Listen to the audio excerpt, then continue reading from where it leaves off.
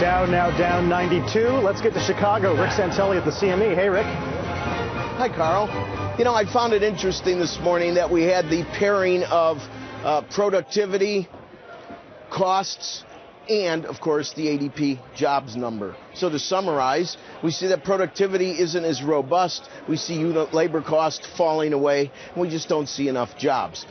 I read several papers recently, and one of the papers I read is Rethinking Conventional Wisdom, a Monetary Tour de Horizon for 2013.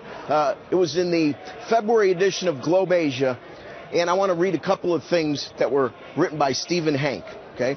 The Fed's zero interest rate has exacerbated a credit crunch that has been holding back the economy. The only way out of this trap is for the Fed to abandon the conventional wisdom that zero interest rates stimulate the creation of credit. See, when you look at these numbers, and we had a bit of a discussion actually on Squawk Box, think about it this way. If I'm a business owner, why am I going to invest in people?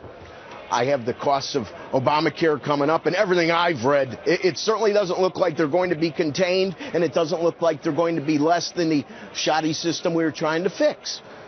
You have a variety of issues, not only healthcare costs, but just the fact that you have benefits. You have a lot of things associated with the biggest cost on most businesses' balance sheet, the human cost. So instead, what do? This article brings up some great points. If I'm a business owner, hey, with zero interest rate policy, I can get some money, and what I'll do is I'll invest in software to basically get rid of people.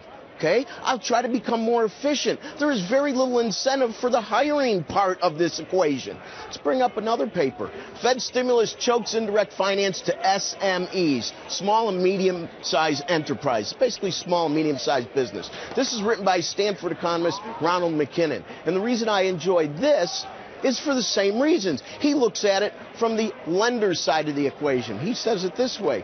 He says, why would a bank want to offer any small or medium-sized business loans at the current structure of interest rates? There's not enough in it to take the risk. So this is one of these catch-22s where, and I've had this debate for years, going back to 2010, that if ultimately the price of capital goes up, if the cost of money goes up, lending money gets more profitable, and the amount of customers that can get involved becomes larger. It seems a bit inconsistent with the Fed's plan, and I guess that's the point of both of these papers.